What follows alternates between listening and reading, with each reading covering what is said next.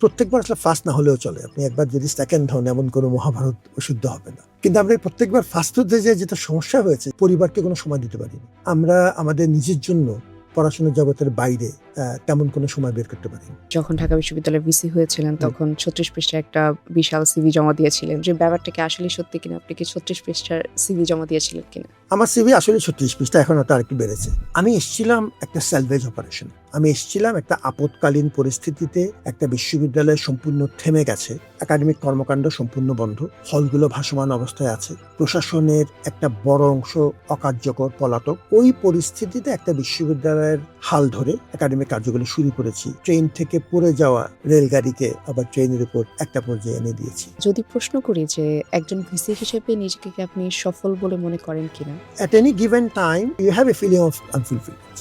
একটা কিছু যে আরেকটু বেশি করতে পারলে ভালো লাগতো। ঢাবির শিক্ষার্থীরা গবেষক হওয়ার চেয়ে সরকারি আমলা হওয়ার দিকে বেশি মনোযোগী, এবং এই ব্যাপারটাকে আপনি একজন শিক্ষক হিসেবে কিভাবে মূল্যায়ন করেন? সমাজ যদি গবেষককে গুরুত্ব না দেয়, তাহলে গবেষক এই পেশাটাই তুলনামূলকভাবে সমাজে একটা অবহেলিত পর্যায়ে আছে। ঢাকা বিশ্ববিদ্যালয়কে আমরা একসময় প্রাচ্যের অক্সফোর্ড বলতাম, কিন্তু আসলে এখন সেই অক্সফোর্ডের জৌলুসটা হারিয়ে গেছে। এর পেছনে আসলে কি কি কারণ দায়ী? 52, 69, 71, 24 প্রতিটিতে ঢাকা বিশ্ববিদ্যালয়ের একটা মৌলিক ভূমিকা আছে। এই অতি রাজনীতিকরণের কারণে আমাদের মূল ফোকাসটা কোনো কোনো ক্ষেত্রে কম্প্রোমাইজড হয়ে যাচ্ছে। আমি ইমার্জেন্সিতেও হল থেকে বেরোতে পারবো না just because I M A women. এটা তো যে কোনো বিবেচনায় অযৌক্তিক। কেন ডাকসুর মতো একটা গুরুত্বপূর্ণ নির্বাচনের ব্যালট পেপার নীলক্ষেতে অরক্ষিত অবস্থায় ছাপা হবে? এই নির্বাচনের প্রতিটি ব্যালট গোনার পরে পুরো সেটটি কেন্দ্রীয়ভাবে সংরক্ষিত আছে, সিলগালা অবস্থা। একটা নির্দিষ্ট আইনি পদ্ধতিতে যদি কেউ দেখতে চান দেখতে পারবেন। শিক্ষক হিসেবে শিক্ষক রাজনীতিকে আপনি কিভাবে দেখেন? বিশ্ববিদ্যালয়ের স্বার্থ কম্প্রোমাইজ করে আমি একটা বাইরের প্রতিষ্ঠানের ভালো মন্দ এখানে রোপণ করার চেষ্টা করব, এই রাজনীতির আমি ঘোরতর বিরোধী। স্যার, আপনি তো অনেক ছাত্রেরই অনুপ্রেরণা। আপনার কাছ থেকে জানতে চাইবো, আপনার অনুপ্রেরণা আসলে কে? আমার বাবা। আমাদের ক্যারিয়ার ফার্স্ট মোটো করতে যেয়ে এত বেশি অ্যাবজর্ভ ছিলাম আর এত কিছু জীবনে করার চেষ্টা করেছি যে ফলত অনেক সময় পরিবারের প্রতি আমরা সুবিচার করতে পারি, বন্ধু বান্ধবের প্রতি সুবিচার করতে পারি।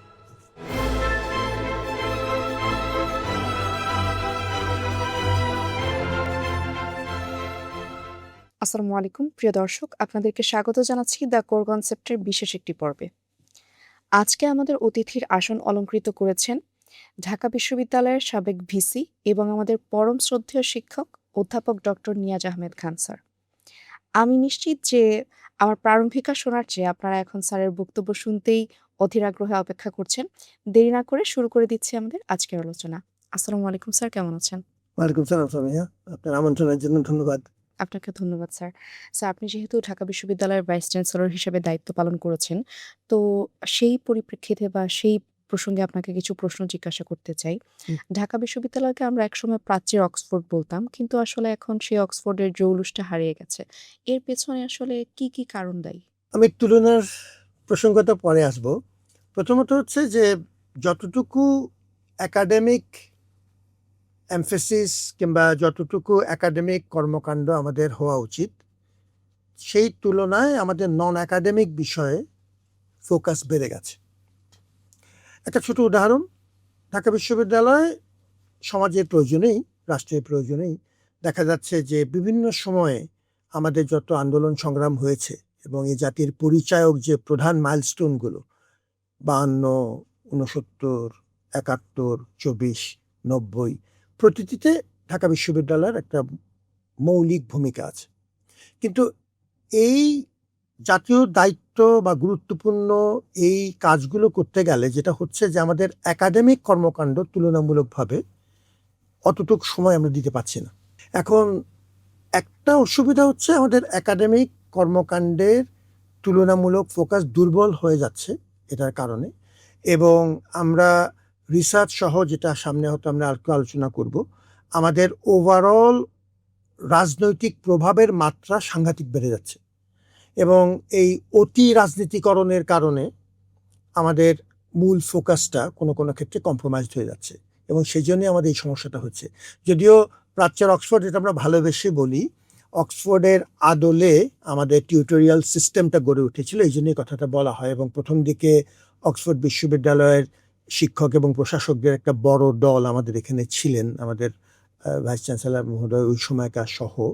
কিন্তু এটা সত্যি যে তাদের প্রেক্ষাপট এবং এটার ওভারঅল লক্ষ্যের মধ্যে অনেক পার্থক্য আছে। অতএব এই তুলনাটা আমাদের মমতার তুলনা, কিন্তু বাস্তবে আমাদের দুটোর প্রেক্ষাপট খুবই ভিন্ন। স্যার, ঢাকা বিশ্ববিদ্যালয় কি বাংলাদেশের মধ্যেও পিছিয়ে পড়ছে কিনা? যেমন অন্যান্য প্রাইভেট বিশ্ববিদ্যালয়গুলো বর্তমানে প্রতিযোগিতার দিক থেকে ঢাকা বিশ্ববিদ্যালয়ের সমকক্ষ হয়ে যাচ্ছে। প্রথম কথা হচ্ছে আমি এই প্রতিযোগিতাটাকে ভালো মনে করি। ঢাকা বিশ্ববিদ্যালয় এখনো, আপনি যদি যে কোনো রকম র্যাঙ্কিং বিবেচনা করেন, আমরা সাধারণত এখনো দেশের ভেতরে সেরাতেই থাকি। কিন্তু এটা নিয়ে আমি খুব একটা বিরাট উল্লফন করতে চাই না। আমার সাথে যদি আরো বিশ্ববিদ্যালয় এগিয়ে আসে, আমরা যদি তাদের হাত ধরে থাকি, আমাদের মধ্যে ফাংশনাল এবং গবেষণার পার্টনারশিপ হয়, এটা কিন্তু খুব ভালো কথা। আমি কিন্তু তাতে খুব খুশি যে আমাদের মধ্যে কম্পিটিশনটা হচ্ছে। কিন্তু এখন পর্যন্ত ঢাকা বিশ্ববিদ্যালয় তার দেশের ভেতরে তার স্থান মোটামুটি ধরে রেখেছে। স্যার, আমরা যে ঢাকা বিশ্ববিদ্যালয়কে অক্সফোর্ডের সাথে অনেক সময় তুলনা করে থাকি, প্রাচ্যের অক্সফোর্ড বলি। তো প্রতি বছর অক্সফোর্ড বিশ্ববিদ্যালয়ে প্রায় 20,000টি রিগোরাস রিসার্চ পাবলিকেশন প্রকাশিত হয়, যেটা ঢাকা বিশ্ববিদ্যালয়ে মাত্র 1,000-এর মতো। তো এই যে ঢাকা বিশ্ববিদ্যালয়ের তুলনামূলকভাবে রিসার্চের সংখ্যা কমছে, এর পেছনে কি কারণ দায়ী? প্রথম কথা হচ্ছে, আমি যে কথাটি বললাম যে আমাদের প্রেক্ষাপট এত ভিন্ন যে এই তুলনাটা, এটা আমাদের একরকম আমাদের এই বিশ্ববিদ্যালয়ের প্রতি সমাজের যে আগ্রহ, সেই জন্য আমরা বলি, মমতার জন্য বলি। আমাদের গবেষণার সংখ্যা যদি বিবেচনা করি আমরা, এটা খুব আশাব্যঞ্জক না, এটা সত্যি। কিন্তু র্যাঙ্কিং পারপাসে এখনো দেশের ভিতর যা আছে, আমাদের তুলনামূলক সংখ্যা কিন্তু মোটামুটি ভালো। বিশেষ করে আমাদের বিজ্ঞান গবেষণাতে আমরা এখনো, আমাদের ঢাকা বিশ্ববিদ্যালয়ে 36 জন গবেষক আছেন যারা পৃথিবীর শতকরা 2 ভাগ সবচাইতে মেধাবী এবং সর্বোচ্চ পর্যায়ের যে র্যাঙ্কড গবেষকদের অন্তর্ভুক্ত। এটা কিন্তু স্ট্যানফোর্ড বিশ্ববিদ্যালয় এবং কিউএস মিলিয়ে র্যাঙ্কিংটা করে। এলসিভিআর এর একটা বিখ্যাত র্যাঙ্কিং আছে, এটা সেই র্যাঙ্কিংয়েতে এসেছে। অতএব আমাদের মধ্যে এখনো কিন্তু যথেষ্ট পড়াশোনা জানা ভারী গবেষকরা আছেন। তবে এটা আপেক্ষিক, এটা সংখ্যা যদি আরো বাড়ানো যায় অবশ্যই ভালো। আমাদের যে এখন যেটা আমরা করছি সেটা হলো যে গত কয়েক বছরে আমরা আমাদের ক্ষেত্রে এটা পরিমাণটা বাড়িয়েছি, এর আগে প্রশাসনও চেষ্টা করেছেন এটা। সেটা হচ্ছে যে আমাদের এই পাবলিকেশনগুলো, আমাদের গবেষকদের যে প্রবন্ধ লেখার খরচ, সেটি আমরা বিশ্ববিদ্যালয়ের তরফ থেকে এখন দিয়ে দেই। তাতে তাদের তুলনামূলকভাবে, যেহেতু এগুলো অনেক খরচ সাপেক্ষ ব্যাপার, একটু কিছুটা তাদের জন্য ব্যাপারটা সহজ হয়েছে। কিন্তু এটার জন্য আমাদের সিস্টেম্যাটিকলি আরো অনেকগুলো পদক্ষেপ নেওয়ার প্রয়োজন আছে। সেই পদক্ষেপগুলো আমরা সিস্টেম্যাটিকলি নেওয়া কিন্তু শুরু করেছি। ফাংশনাল কোলাবোরেশন, বিভিন্ন বিশ্ববিদ্যালয়গুলোর মধ্যে একটা পারস্পরিক সম্পর্ক, অনেকগুলো আন্তর্জাতিক পর্যায়ের গবেষণার প্রজেক্ট তৈরি করা এবং জমা দেয়া, এবং আমরা শিক্ষার্থীদেরকে গবেষক হিসেবে আমাদের এই কালচারটা তৈরি করা। তাদের মাধ্যমে কিন্তু বেশিরভাগ আমাদের এই এম্পিরিক্যাল পর্যায়ের ডেটাগুলো মূলত শিক্ষার্থীদের সহযোগিতাতেই আসার কথা। সেই জায়গাতে আমরা কিছু পিছিয়ে আছি। অনেকগুলো পদক্ষেপ কিন্তু নেওয়া হয়েছে এবং এটার ফলগুলো একটু করে আমরা পাচ্ছি, সামনে হয়তো আরো পাবো। স্যার, সম্প্রতি আমরা দেখেছি যে ইউজিসির যেই তহবিল বরাদ্দ দেওয়া হয়েছে, সেখান থেকে ঢাকা বিশ্ববিদ্যালয়ের জন্য গবেষণা খাতে 1 টাকাও বরাদ্দ আসেনি। এই ব্যাপারটাকে আপনি কিভাবে দেখছেন বা কেন এটি আচ্ছা, হয়েছে? এই ব্যাপারটা নিয়ে আমার মনে হয় ইউজিসি একটা ব্যাখ্যা দিয়েছে, এটা বর্তমান প্রশাসন সবচেয়ে ভালো বলতে পারবেন। আমি যতদূর বুঝেছি যে ইউজিসির জন্য, ঢাকা বিশ্ববিদ্যালয়ের জন্য একটা নির্ধারিত বাজেট আছে। ইনফ্যাক্ট আমাদের ওভারঅল এবারের যে বরাদ্দ, সেটা আগের চেয়ে একটু সামান্য বেড়েছে। এই জন্য আমরা ইউজিসিকে ধন্যবাদ জানাই।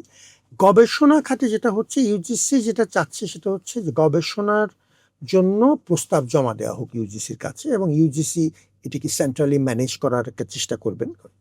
আমার মনে হয় যে এটা নিয়ে ইউজিসি সাথে ঢাকা বিশ্ববিদ্যালয়ের বা অপরাপর বড় বিশ্ববিদ্যালয়গুলো একসাথে একটু বসে জিনিসটা গুছিয়ে নেওয়ার বিষয়। আমার এটা মনে হয় না যে ইউজিসি এই ঢাকা বিশ্ববিদ্যালয়ের বাজেট আটকিয়ে রাখার চেষ্টা করছে, এটা আমি মনে করি না। তাদের মধ্যে এখনো যথেষ্ট বর্তমান চেয়ারম্যান সহ মেম্বারদের অনেকেই সরাসরি আমার সাথে চাকরি করেছেন, আমার সাথে ছিলেন, আমার টিমের অংশ ছিলেন।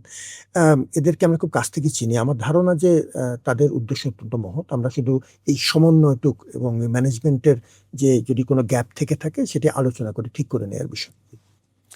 স্যার, একটি কথা বর্তমানে প্রচলিত আছে যে ঢাবির শিক্ষার্থীরা গবেষক হওয়ার চেয়ে সরকারি আমলা হওয়ার দিকে বেশি মনোযোগী, এবং এই ব্যাপারটাকে আপনি একজন শিক্ষক হিসেবে কিভাবে মূল্যায়ন করেন? প্রথমত আমরা তো সমাজের বাইরে কেউ না, আমরা তো বিচ্ছিন্ন দ্বীপ না। সমাজে যদি সরকারি চাকরির প্রতি একরকম আগ্রহ, যুক্তিসঙ্গত কারণেই একটা তীব্র আগ্রহ, কোনো কোনো ক্ষেত্রে অলমোস্ট মোহে পরিণত হচ্ছে, যদি হয়ে থাকে তার কিছু প্রতিফলন তো বিশ্ববিদ্যালয়ে পড়বে। এবং আমরা এখনও যেহেতু দেশের সেরা ছাত্রছাত্রীদের পাই, সুতরাং তাদের মধ্যে সমাজ যেটাকে সবচেয়ে বেশি চায়, সবচেয়ে আকাঙ্ক্ষিত আরাধ্য যে চাকরি বা যে বস্তু, তারা তাদেরকে ওভাবেই প্রস্তুত করার চেষ্টা করবে। সুতরাং এটি সমাজের সাথে সম্পর্কিত। সিভিল সার্ভিসেও কিন্তু পড়াশোনা করার এবং গবেষণা করার অনেক সুযোগ আছে। সিভিল সার্ভিসের একটা বড় দল, সেই ৭ম ব্যাচ থেকে ৪২ ব্যাচ পর্যন্ত আমি খুব ঘনিষ্ঠভাবে এদের সাথে দেখেছি, কাজ করেছি। এদের একটা বড় অংশ আমার সরাসরি ছাত্র ছিলেন। আমি অত্যন্ত কাছ থেকে দেখেই বলছি যে তাদের মধ্যেও অনেক পড়াশোনা জানা মানুষ আছে। সিভিল সার্ভিসে কিন্তু পড়াশোনা করার এখন সুযোগ আছে। অতএব আমি এই সরাসরি একটা বাইনারি করতে চাই না যে সিভিল সার্ভিস বনাম বিশ্ববিদ্যালয়।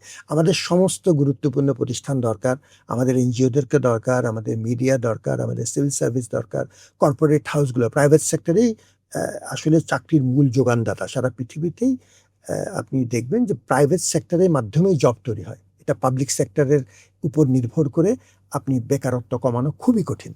অতএব আমরা এই কোনো একটা নির্দিষ্ট খাত, আপনার এই পয়েন্টটা কারেক্ট যে কোনো একটা নির্দিষ্ট খাত যদি অতিরিক্ত আহ, নজরে পড়ে যায়, তাহলে তাদের জন্য চাপ তৈরি করা হয় এবং একটা একটা অস্বাভাবিক প্রতিযোগিতা তৈরি হয় এবং আকাঙ্ক্ষা তৈরি হতে থাকে, যে আকাঙ্ক্ষা কোনো ক্ষেত্রে বাস্তব ভিত্তিক না। আমাদের উচিত হবে এই প্রত্যেকটা খাতকে, private sector, NGO, civil service, বিশ্ববিদ্যালয়, এই খাতগুলোকে একটা সমন্বয় করা এবং তাদের মধ্যে একটা মোটামুটি একটা ভারসাম্য রাখার চেষ্টা করা।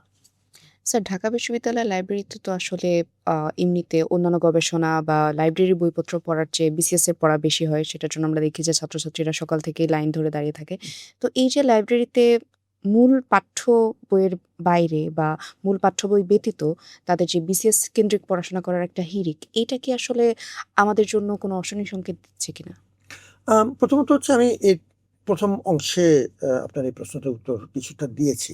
যে সমাজে সিভিল সার্ভিস নিয়ে বা এই চাকরি নিয়ে যেহেতু আমাদের বেকারত্বের একটা তীব্র কষাঘাত আছে এবং সেটা শিক্ষিত জনগোষ্ঠীকেই সবচেয়ে বেশি ক্ষতিগ্রস্ত করছে।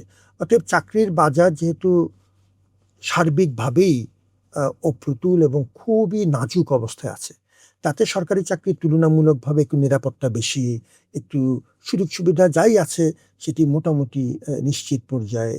এই জন্য মানুষের মধ্যে একটা তীব্র এবং মর্যাদার বিষয় আছে, তীব্র আকাঙ্ক্ষা তৈরি হয়েছে। সেই জন্য এটার প্রতিফলন সব জায়গায় দেখতে পারবেন। আমি লাইব্রেরিতে যাচ্ছি, লাইব্রেরিতে সে দুটো কথা বলি, আমাদের লাইব্রেরিতে কিন্তু অনেক গুরুত্বপূর্ণ উপাদান আছে। ঢাকা বিশ্ববিদ্যালয় লাইব্রেরিতে আমাদের একটা ম্যানস্ক্রিপ্ট সেকশন আছে। এটা যেকোনো বিবেচনায়, আমরা যারা খুব বিনীতভাবে বলছি কথাটা, যে পৃথিবীর কিছু নামকরা বিশ্ববিদ্যালয়ে সামান্য পড়াশোনা করার সুযোগ পেয়েছি, গবেষণা করার সুযোগ পেয়েছি। আমরাও বুঝি যে আমাদের যে এই পাণ্ডুলিপি শাখাটা ঢাকা বিশ্ববিদ্যালয়ের, এটি যেকোনো বিবেচনায় একটা ঈর্ষণীয় পর্যায়ের একাডেমিক সম্পদ। যেকোনো বিবেচনায় আমি যদি এমনকি আমি অক্সফোর্ডে ছিলাম, অক্সফোর্ডের সাথেও তুলনা করি, আমরা অবশ্য তাদের সাথে, তারা আমাদের সাথে অনেক বড় মাপে করেছে, কিন্তু আমাদের কিছু নির্দিষ্ট ক্ষেত্রে আমাদের এই পাণ্ডুলিপি শাখাটা খুবই মূল্যবান একটা একটা রিসোর্স, একাডেমিক রিসোর্স। আমি যদি এই উদাহরণটা একটা উদাহরণ দিলাম। এই জন্য আমাদের লাইব্রেরিতেও কিন্তু যথেষ্ট ভারী জিনিসপত্র এখনো আছে। আমাদের যে অনলাইন যদ্দূরই যা আছে, অনেক সীমাবদ্ধতার মধ্যেও প্রায় ৩৮,০০০ আমাদের জার্নালের অ্যাক্সেস এখনো আছে এবং আমরা এগুলোকে মোটামুটি, আমরা বেশিরভাগ ক্ষেত্রে এগুলি সম্পূর্ণ ফ্রি করে দিয়েছি। তো এই জন্য আমি মনে করি যে আমরা ঠিকমতো, যাই আছে আমাদের সম্পদ খুব বেশি নেই, সীমাবদ্ধ, এটা সত্যি, কিন্তু যা আছে এটাকে যদি ঠিকমতো ব্যবহার করতে পারি, এটা প্রকৃত অর্থেই আমরা এটার একটা ফল পাবো। বিশ্ববিদ্যালয় থেকে গবেষক তৈরি না হওয়ার পেছনে বিশ্ববিদ্যালয় প্রশাসনের কি গাফিলতা আছে? গবেষক তৈরি বিষয়টার একটা পুরো কালচার তৈরি করে ফলাফল পর্যন্ত অপেক্ষা করা একটা বিষয়। এটা দীর্ঘমেয়াদে ইনভেস্টমেন্টের ইস্যু। তো কিছু বড় দাগের সমস্যা তো আপনি উল্লেখ করেছেন, গুরুত্বপূর্ণ। একটা হচ্ছে আমাদের ওভারঅল রিসার্চ বাজেট তো কম, সত্যি কথা। 2 নম্বর হচ্ছে আমরা রিসার্চ কালচার তৈরি করার যে একটা সার্বিক আয়োজন, সেটাতে পিছিয়ে আছি। ছাত্রদেরকে গবেষক হিসেবে তৈরি করার জন্য একদম বিভাগ থেকে পদক্ষেপ নিয়ে একটু একটু করে এগিয়ে নেয়, বেশ কিছু পদক্ষেপ ইতিমধ্যে আমরা নিয়েছি এবং সেটি আশাব্যঞ্জক, কিন্তু এখনো অনেক পথ বাকি আছে। তাহলে সম্পদের অপ্রতুলতা, এই রিসার্চ কালচার তৈরি করার একরকম এখনো অপর্যাপ্ততা, এবং সার্বিকভাবে, যেটা বারবারই বলছি যে বিশ্ববিদ্যালয়গুলি তো সমাজের অংশ, সমাজ যদি গবেষককে গুরুত্ব না দেয়, সমাজ যদি গবেষকের এই তার যে প্রয়োজন, তার যে চাহিদা এবং তার যে মর্যাদা, এটা যদি সমাজ থেকে একরকম স্বীকৃতি না আসে, তাহলে গবেষক এই পেশাটাই তুলনামূলকভাবে আমাদের সমাজে একটা অবহেলিত পর্যায়ে আছে। তার কিছু প্রতিফলন আপনি বিশ্ববিদ্যালয় পর্যায়ে দেখছেন। এই জন্য দেখবেন আমাদের যে অসাধারণ সব গবেষক আছেন, তাদের কিন্তু আমাদের খুঁজে নিতে হচ্ছে। তার মানে আপনি চেষ্টা করে তাদের কাছে পৌঁছাতে হচ্ছে। এটা যেটা খুব অহংকারের সাথে আমার বলা উচিত ছিল যে আমাদের এই গবেষক অমুক একটা আন্তর্জাতিক স্বীকৃতি পেয়েছেন। এটা আমি অন্যান্য চাকরির ক্ষেত্রে যত অহংকার করে বলছি যে আমার অমুক ছাত্র সরকারি চাকরি পেয়েছেন, কিন্তু আমার অমুক ছাত্র গবেষক হিসেবে একটি স্বীকৃতি পেয়েছেন, আমি সেটাকে খুব বেশি আনন্দের সাথে এখনো কিন্তু বলছি না। এবং সেটা আমাদের আস্তে আস্তে এই মানসিকতা পরিবর্তন হচ্ছে, কিন্তু সময় লাগছে। জি। স্যার, আপনি তো ২০২৪ থেকে ২০২৬ পর্যন্ত ঢাকা বিশ্ববিদ্যালয়ের ভিসি হিসেবে দায়িত্ব পালন করেছেন। যদি প্রশ্ন করি যে একজন ভিসি হিসেবে নিজেকে কি আপনি সফল বলে মনে করেন কিনা? প্রথমত হচ্ছে এটা তো একটা আপেক্ষিক বিষয়। এটা সবচেয়ে ভালো বলতে পারবে আমার যারা স্টেক হোল্ডার ছিলেন। এটা আপনি বলতে পারবেন ঢাকা বিশ্ববিদ্যালয়ের ছাত্রী হিসেবে। ঢাকা বিশ্ববিদ্যালয়ের আমার সহকর্মীরা বলতে পারবেন। তাদেরকেই এটা জিজ্ঞেস করা ভালো হবে। আমি শুধু বিনীতভাবে একটা কথাই বলব। একটা হচ্ছে, আমি এসছিলাম একটা স্যালভেজ অপারেশনে, পরিষ্কার কথা। আমি এসছিলাম একটা আপৎকালীন পরিস্থিতিতে, একটা বিশ্ববিদ্যালয় সম্পূর্ণ থেমে গেছে। থেমে গেছে মানে থেমে গেছে। একাডেমিক কর্মকাণ্ড সম্পূর্ণ বন্ধ। হলগুলো ভাসমান অবস্থায় আছে। প্রশাসনের একটা বড় অংশ অকার্যকর, পলাতক। ওই পরিস্থিতিতে একটা বিশ্ববিদ্যালয়ের হাল ধরে আমাকে ছাত্ররাই ভালোবেসে চেয়েছিলেন। আমি যদ্দূর পেরেছি একটা টিম তৈরি করে একাডেমিক কার্যগুলো শুরু করেছি। মোটামুটি একটা ট্রেন থেকে পড়ে যাওয়া রেলগাড়িকে আবার ট্রেনের উপর তুলে দেওয়ার জন্য সবাইকে সাথে নিয়ে একটা পর্যায়ে এনে দিয়েছি। এবং আমাদের একটা সামনে ৩টা জিনিস শুধু উল্লেখ করি। আমাদের এই যাবৎকালের সবচেয়ে বড় ইনফ্রাস্ট্রাকচারাল প্রজেক্ট, প্রায় ২৮৪১ কোটি টাকা, সেটি সরকারের কাছ থেকে আমরা একসময় আপনাদের সবার সহযোগিতা আনতে পেরেছি। আমাদের মোটামুটিভাবে এত সীমাবদ্ধতার মধ্যেও আন্তর্জাতিক র্যাঙ্কিংয়ে ক্রমাগত উন্নতি হয়েছে। অনেক পথ বাকি। আমি তৃপ্ত না, কিন্তু অনেকটুক পথ আমরা এগিয়েছি। রিসার্চ কালচার তৈরি করার জন্য কিছু স্পেসিফিক পদক্ষেপ নিয়েছি। তার কিছু কিছু ফল এখন আপনারা দেখতে পাচ্ছেন, আন্তর্জাতিক র্যাঙ্কিং সহ ইত্যাদি। এবং ইন্ডাস্ট্রি কোলাবোরেশনেরও কিছু ভালো উদাহরণ তৈরি হয়েছে। অভিভাবকদের সাথে একটা নিয়মিত যোগাযোগ আমরা তৈরি করার চেষ্টা করেছি। তো সবকিছু মিলিয়ে আমি শুধু এতটুকুই বলতে চাই যে আমি একটা আপৎকালীন পরিস্থিতিতে একটা স্যালভেজ অপারেশনে এসেছিলাম। আমি মনে করি যে ওই আপৎকালীন পরিস্থিতি দূর হয়েছে। বিশ্ববিদ্যালয় এখন ট্রেনের ট্র্যাকের উপর আছে এবং বড় রকম কোনো রক্তপাত ছাড়া একটা ডাকসু নির্বাচন সহ ছাত্রদের অধিকার প্রতিষ্ঠার যে মোটামুটি যে প্রধান যে ইনস্টিটিউশনগুলো, সেগুলো মোটামুটি এখন কার্যকর আছে। তো সবকিছু মিলিয়ে আপৎকালীন পরিস্থিতিতে একজন ব্যবস্থাপক যেভাবে চিন্তা করেন শর্ট রানে তাকে একটা প্রকৃত অর্থেই স্যালভেজ অপারেশন তুলে উদ্ধার করে মোটামুটি একটা পর্যায়ে নিয়ে যাওয়া, আমি মনে করি অতটুক আমি আপনাদের সবার সাহায্য নিয়ে করতে পেরেছি এবং আমি এই জন্য আল্লাহর কাছে ধন্যবাদ জানাই, কৃতজ্ঞতা প্রকাশ করি। তবে এটা সত্যি যে at any given time আপনি তো কিছু you have a feeling of unfulfillness, এটা তো আছে, ইটস দেয়ার। একটা কিছু যে আরেকটু বেশি করতে পারলে ভালো লাগতো, তো এটা তো এই অনুভূতিটা তো আছেই। জি। স্যার, এমন কোনো পদক্ষেপ বা পরিকল্পনা কি আপনি নিয়েছিলেন কিনা শিক্ষার্থীদের জন্য, বা কিছু করার চিন্তা মাথায় ছিল কিনা যেটা আসলে বাস্তবায়ন করতে পারেননি, ভিসি থাকাকালীন সময়ে পরবর্তীতে আফসোস হয়েছে? একটা হচ্ছে আমার খুব আগ্রহ ছিল, যেটা শুরু করেছি একটু সীমিত পর্যায়ে, কিন্তু আরো বড় পরিসরে। দুটো জিনিস, একটা হচ্ছে কিছু বাংলাদেশি ডায়াসপোরা, আমাদের খুব পড়াশোনা জানা কিছু মানুষ দেশের বাইরে আছেন, তারা দেশে সুযোগ পেলে কন্ট্রিবিউট করতে চান। আমরা চাচ্ছিলাম যে নিয়মিতভাবে প্রত্যেক বিভাগে যেখানেই প্রযোজ্য আমাদের কিছু বিদেশি, বাংলাদেশি, বিদেশি যে গবেষক শিক্ষক আছেন তারা যেন দেশে এসে আমাদের একাডেমিক এই শক্তি বাড়াতে সহযোগিতা করেন। কিছু ক্লাস নিলেন, কিছু গবেষণা করলেন, কিছু আমাদের ছাত্রদের হাত ধরে মেন্টরিং করলেন। এই জিনিসটি আমি প্রাতিষ্ঠানিক রূপ দিতে চাচ্ছিলাম। এখন দু একটা জায়গায় হয়েছে, আমি আমার যদ্দূর মনে পড়ে ১৩টা বিভাগে আমরা এটা চালু করতে পেরেছি। কিন্তু সেটি আমি চাচ্ছিলাম সব জায়গায় ছড়িয়ে পড়ুক, আমার ৭৬ বিভাগে ছড়িয়ে পড়ুক, আমার সেন্টারগুলিতে ছড়িয়ে পড়ুক।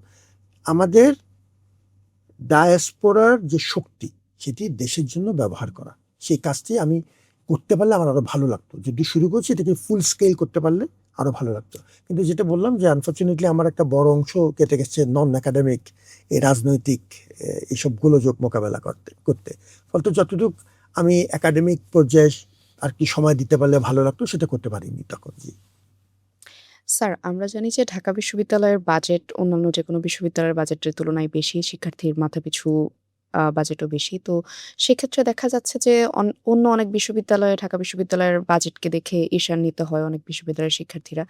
কিন্তু ঢাকা বিশ্ববিদ্যালয়ের শিক্ষার্থীদের হলগুলোর খাবারের যে মান, সেই মান কিন্তু আমরা বলতে পারি যে জঘন্য, এবং অন্যান্য বিশ্ববিদ্যালয়ের, সবগুলো বিশ্ববিদ্যালয়ের মধ্যে সবচেয়ে নিম্নমানের।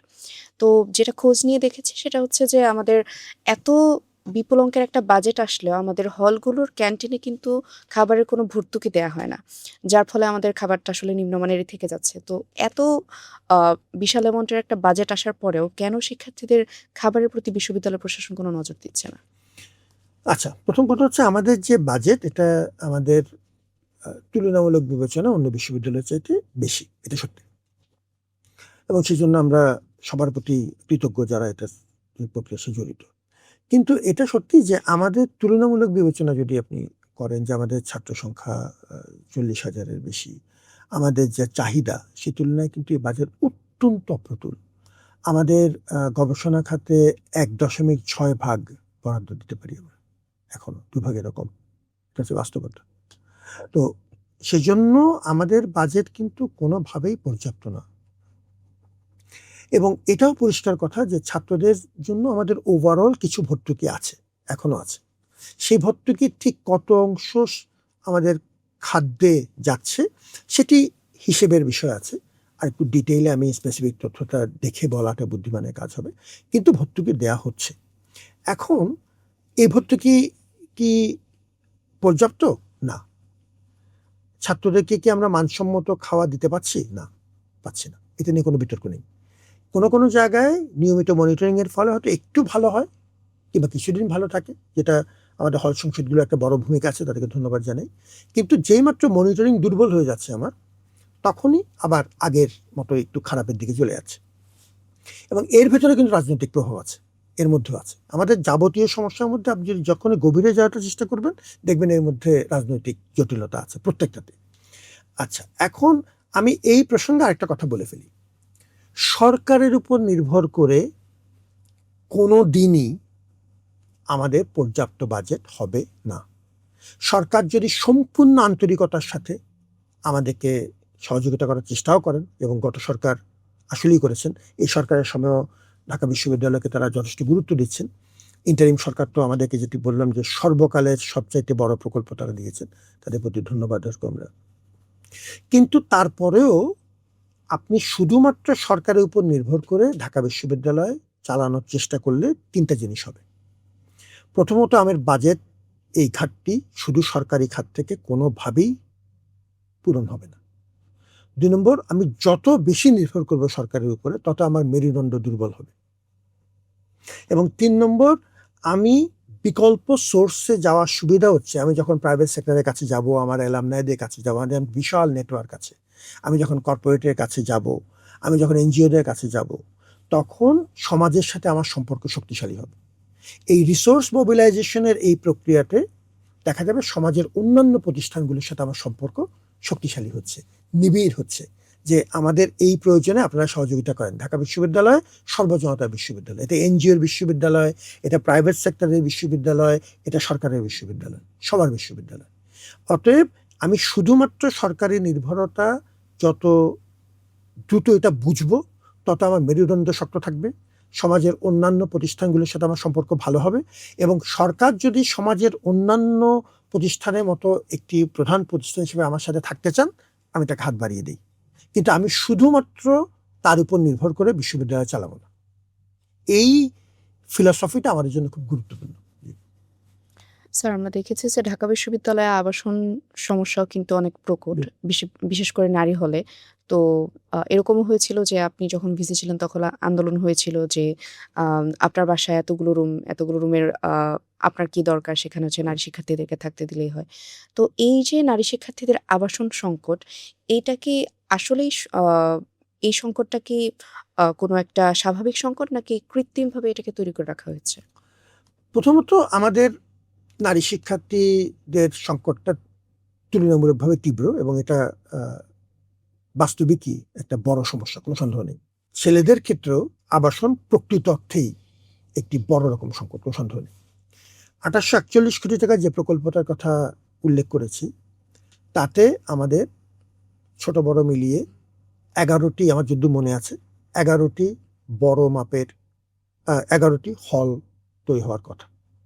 তার ভেতর এর বাইরে চাইনিজ সরকারের সহযোগিতায় আরেকটি অত্যন্ত বড় এবং আধুনিক হল তৈরি করার কথা ছিল আমাদের।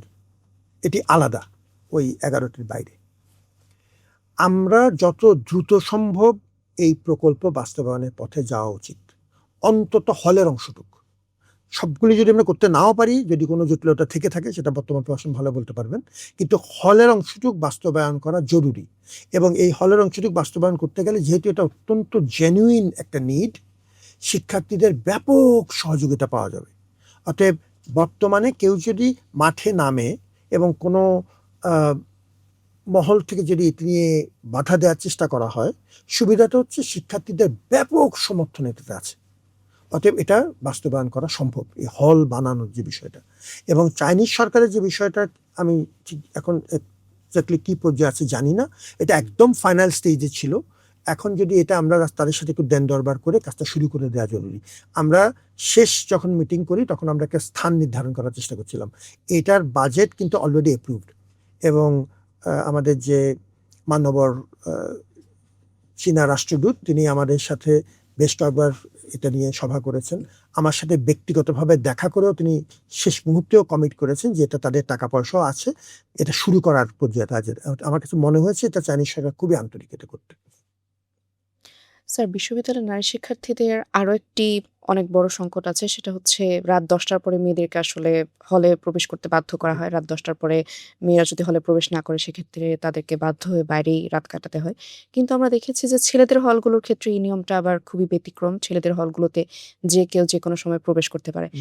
বিশ্ববিদ্যালয়ে কি নারী শিক্ষার্থীদেরকে নিরাপত্তা দিতে ব্যর্থ কিনা, এটা আমার একটা প্রশ্ন। সাথে আরেকটা সম্পূরক প্রশ্ন করতে চাই। নারী শিক্ষার্থীদেরকে শুধুমাত্র নিরাপত্তার দোহাই দেখিয়ে এভাবে আবদ্ধ করে রাখাটা কতটুকু যৌক্তিক হিসেবে মনে করেন আপনি? প্রথমত হচ্ছে, এই বিষয়টা বেশ কিছুদিন ধরে আলোচিত হচ্ছে, এবং এই আলোচনাটা জিইয়ে রাখা দরকার। এটা পরিষ্কার যে আমি ইমার্জেন্সিতেও হল থেকে বেরোতে পারবো না just because I M A women. এটা তো যে কোনো বিবেচনায় অযৌক্তিক। এখন আমার নিরাপত্তার বিষয়টা তো সবার জন্য প্রযোজ্য, ছেলে মেয়ে সব জায়গায় প্রযোজ্য, এবং এটা সত্যি কথা। ঢাকা বিশ্ববিদ্যালয় যেহেতু চারদিকে একরকম একটা খোলা জায়গা, এবং এটা জনপরিসর, এবং সবাই ঢুকছে বেরোচ্ছে, আমরা পুরোপুরি এই এটার প্রতি মানুষের যাতায়াতের উপর পূর্ণ নিয়ন্ত্রণ রাখতে পারছি না। সেই হিসাবে নিরাপত্তার একটা সংকট ঢাকা বিশ্ববিদ্যালয়ে আছে। এটা প্রশাসনিক পদক্ষেপের মাধ্যমে খুব এফেক্টিভলি হ্যান্ডেল করতে পারলে কিছুদিন ভালো থাকে, আবার খারাপের দিকে যে আবার একটু মনোযোগ দিতে হয় ইত্যাদি। কিন্তু নিরাপত্তা সার্বিকভাবে আমাদের একটা মাথা ব্যথার কারণ, এটা ঠিক আছে। এবং তার জন্য ছেলে মেয়ে সবার জন্য এটা প্রযোজ্য। তাতে যদি কিছু রেগুলেশন করতে হয় সবার জন্য করা উচিত, আমি একমত।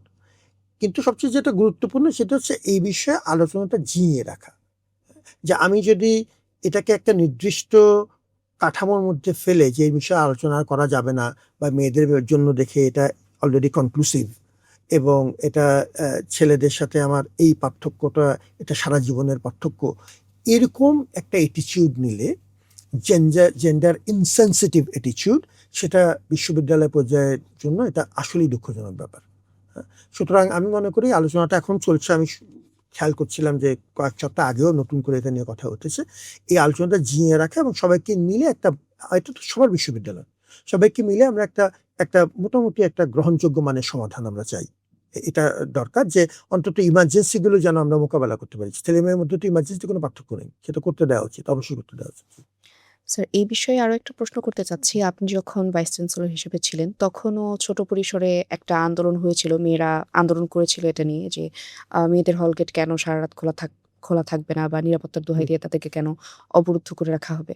তখন আ আপনি যেহেতু প্রশাসনিক একটা দায়িত্বে ছিলেন, আপনার হাতে সেই ক্ষমতাটুকু ছিল যে মেয়েদের জন্য এই অবরোধ বাসিনীর বা এই অবরুদ্ধ থাকার নিয়মটাকে সরিয়ে দেয়ার। তখন কেন সরাতে পারেননি, বা কি কারণে আসলে এটা সফল হয়ে ওঠেনি? আমাদের ক্ষেত্রে তো আমরা আসলে প্রশাসন আলাদা কিছু ছিল না। আমাদের সময় ছাত্রদের যেটা আপনার অনেকে মনেও থাকবে, আমরা তো একটা ওপেন ডোর পলিসি মেইনটেইন করতাম। যেকোনো কেউ যেকোনো সময় আসতে পারত। কথা বলতে পারত, ঘরে হোক, বাইরে হোক, ভাইস চ্যান্সেলরের অফিসে হোক। সুতরাং আলোচনা আমাদের তখন থেকেও হয়েছে। কিছু ক্ষেত্রে আমার পরিষ্কার মনে আছে, ডিটেইলগুলো আমি ডেট সহ দেখে বলতে পারবো। আমরা হলের প্রভোস্টদের যে ম্যানেজমেন্ট প্রতিষ্ঠান, স্ট্যান্ডিং কমিটি বলি আমরা, স্ট্যান্ডিং কমিটির মাধ্যমে এটা নিয়ে দীর্ঘমেয়াদী আলোচনা করেছি। কিছু ফলাফলও হয়েছে, কিছু জায়গায় কিছু ফ্লেক্সিবিলিটিও দেওয়া হয়েছে। বিশেষভাবে বলে দেওয়া ছিল যে কোনো নির্দিষ্ট বিশেষ পরিস্থিতিতে কোনো সহযোগিতা চাইলে সেটা যেন করা হয়। এখন এই বিষয়গুলো যেহেতু সময়ে পার্থক্য হয়, এবং কনটেক্সট স্পেসিফিক, এটাও স্পেসিফিক কনটেক্সট ধরে আলোচনা করাটাই বুদ্ধিমানের কাজ হবে। আমার জেনারেল সামারিটা হচ্ছে খুব পরিষ্কার, সেটা হলো যে আমরা এই পুরো আলোচনাটা আমাদের জেন্ডার সেন্সিটিভ রাখতে হবে, কারণ আমরা বিশ্ববিদ্যালয়, এবং এই যে অবরোধ বাসিনী, এই কথাটাও, এটাও আমাদের জন্য অত্যন্ত অস্বস্তিকর একটা বিষয়। অতএব আমরা আমাদের নারী শিক্ষার্থীদের ক্ষেত্রে আরো কিছু যদি বলি, বিশেষ করে আমাদের এই কিছু ক্ষেত্রে আমাদের সাম্প্রতিক সময়ে তাদের অবদান সবসময়ই ছিল।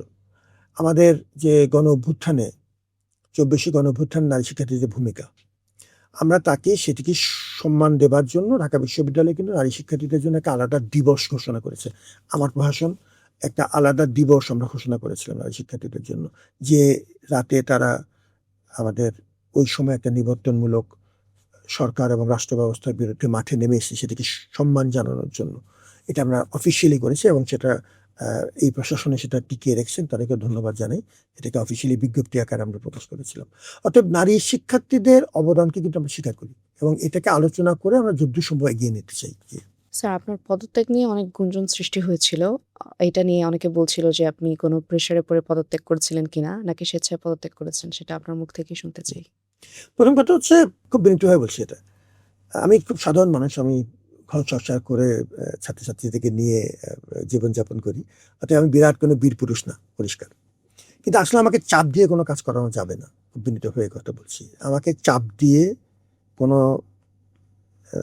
রাজনৈতিক সংগঠন কোনো কাজ করাতে পারবেন না, ইনশাআল্লাহ আজিম, কোনো সময় পারবেন না, কেউই পারবে না। আমি একটা আপৎকালীন সময় এসেছিলাম, এ কথাতে আমি তখনও বলেছি, এখনো বলছি, প্রথম দিনও বলেছি, যে আমি যখন দায়িত্ব নেই ২ ঘন্টার মধ্যে, আমরা তখন একটা বড় টিএসসির একটা রিলিফ অপারেশন চলছিল, খুব বন্যা হচ্ছিল ওই সময় ২০২৪-এ, আপনাদের মনে থাকবে ওই সময়। আমার ২৭ তারিখ দায়িত্ব নিলাম। ২৭ তারিখ বিকেলে যখন আমি দায়িত্ব নেওয়ার পরে কথা বলি, তখন আমি পরিষ্কার বলেছি আমি একটা নির্দিষ্ট সময়ের জন্য এসেছি, লম্বা সময়ে এই পদ আঁকড়ে ধরে রাখার কোনো খায়েশ আমার নেই। অতএব আমি আগেও যেটা বলেছি, আমি একটা স্যালভেজ অপারেশনে এসেছিলাম, বিশ্ববিদ্যালয়কে একটা খুবই একটা ভাসমান, ফ্লুইড, অকার্যকর এবং স্থবির হয়ে যাওয়া অবস্থা থেকে একটা পর্যায়ে নিয়ে এসেছি সবাইকে সাথে নিয়ে। এই সময়ে আমি আনন্দের সাথে বিদায় নিতে চেয়েছি। একটা রাজনৈতিক সরকার, তার নিজস্ব চিন্তা থাকে, তার কাজের একটা নির্দিষ্ট ধারা থাকে। আমি তাদের পথে বাধা হতে চাই। তারা তাদের মতো করে প্রশাসনকে গুছিয়ে নেয়। আমার যদি কোনো সহযোগিতা লাগে সেটা আমি যে কোনো সময় করব। আমি আমার মূল শিক্ষকতায় ফেরত যাব। এই পরিকল্পনা কিন্তু আমি নির্বাচনের আগেও বলেছি। নির্বাচন হয়েছে 12 তারিখে ফেব্রুয়ারি, 10 তারিখে আমি অফিসিয়াল ডিক্লারেশন দিয়েছি আমি চলে যাব, এই পদত্যাগ করব। এবং আমি নতুন সরকার আসার সাথে সাথেই আমি পদত্যাগপত্র আমি সাবমিট করেছিলাম। তারপর তারা কি সময় নিয়েছে একটু গুছিয়ে নিতে আমাকে বলছেন। In all fairness to them, একটা কথা আমার পরিষ্কার বলা দরকার, আমাকে কিন্তু ওই সময় মাননীয় শিক্ষামন্ত্রী আসলে অনুরোধ করেছিলেন যে আমি যেন আর কিছুদিন থাকি। আমি তাদের প্রতি কৃতজ্ঞতার জন্য, এবং তাকে আমি খুব বিনীতভাবে বলেছি যে আমি আসলে চলে যেতে চাই।